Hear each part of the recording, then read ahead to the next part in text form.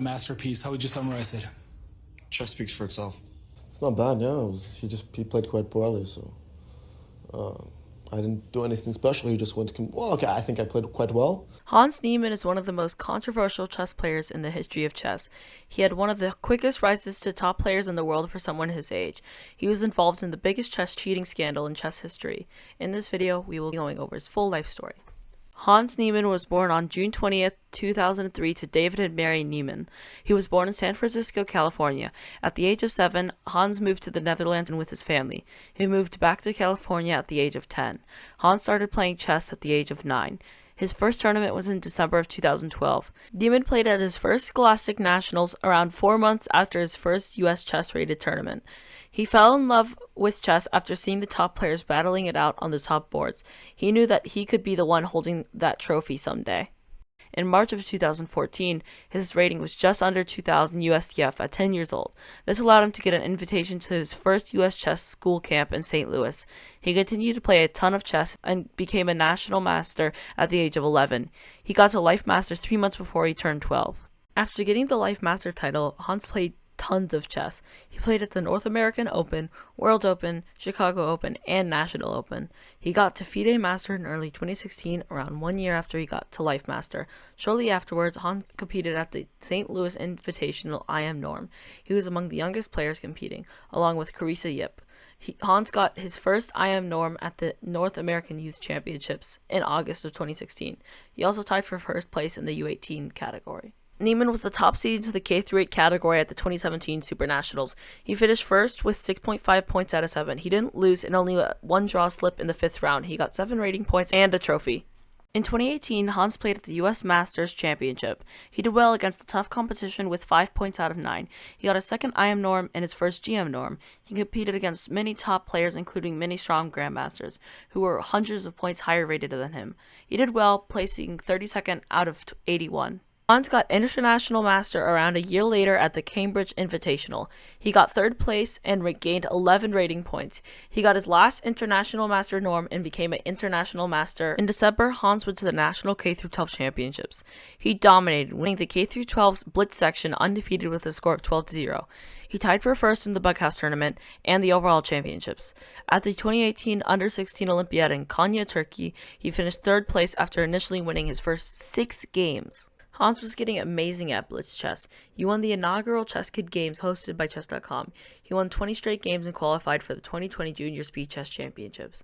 He also won the Foxwood Open Blitz tournament with a perfect 10-0 score. Hans continued to dominate the 2019 K-12 Grade Nationals.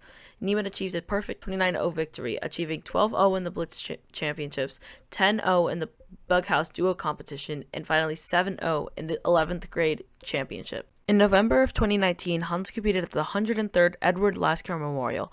He tied for first place and got his second Grandmaster Norm.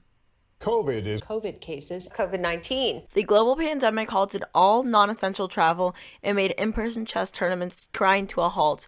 Niemann still needed to get one more Grandmaster Norm. During the pandemic, most Grandmasters had a lot of time on their hands. Some decided to start streaming. Niemann joined the flood of chess players making YouTube channels. The restrictions eased in October of 2020. Hans was able to get his final Grandmaster Norm at the Charlotte Chess Center.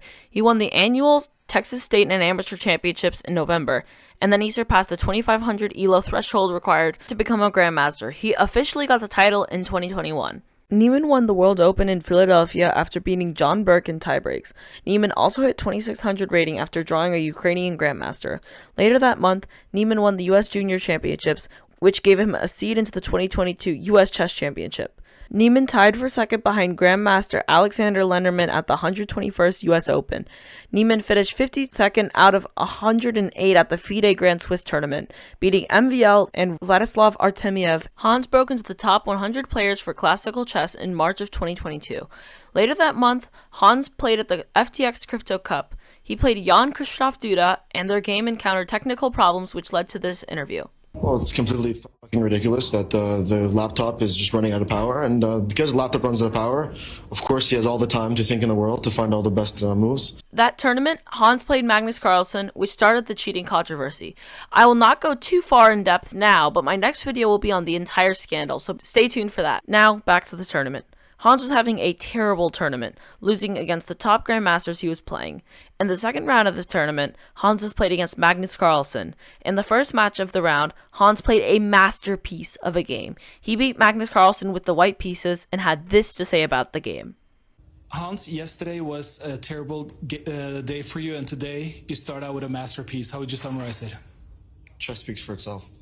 He lost all his games against Magnus afterwards, but some people in the chess world were suspicious and thought he may be cheating.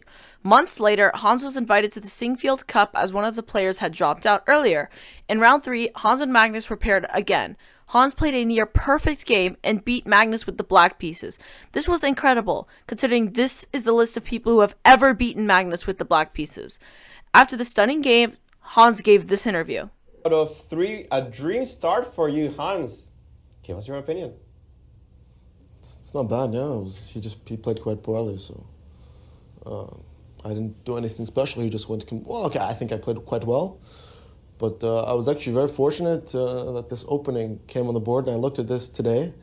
And You guessed this opening today? I did not guess it, but for some miracle, I had checked this today. And it's such a ridiculous miracle that I don't even remember why I checked it. I just, when I saw, I just remembered H6 and everything after this, and I have no idea why I would check such a ridiculous thing. But I checked it, and I even knew that the Bishop E6 is just very good. As the tournament continued, Hans continued to give interviews. The parts that made many top grandmasters suspicious were his thought process through his moves and calculations. Typically, when a chess player is talking about a game that they just play, they're talking about very specific lines. Hans doesn't really go in depth as much as a top player at this level would, and some of his calculations even seemed off. I don't even need to show variations, you just look at the position. Yeah? Like, okay, let's say, What? the only reason Bishop G5 isn't working immediately because maybe F6 works. Right, F6? Wait, did he just literally say I don't need to show variations? But just F4, come on, it has to be lost. Okay. I don't understand what universe this is not completely lost. Just Queen C5 and Bishop D8 though. Queen C5 and Bishop D8. Okay, so many moves. It's not like I think Black's actually winning here, by the way, after Rook E8. Just to be clear, I think Black is winning here. just zero chance. The way that anti-cheating measures are set up right now, if you put your mind to it, it is possible to set up a cheating mechanism, even in very high profile. You know, it's a young man who just pulled off one of the biggest upsets in chess history. I wouldn't have expected him to give a fully buttoned-up interview and analysis, but during the interview, he said that he actually studied the line Magnus played against him beforehand, which was setting off all kinds of alarm bells. Especially when he's streaming or he's playing against someone known like me or Hikaru or someone else.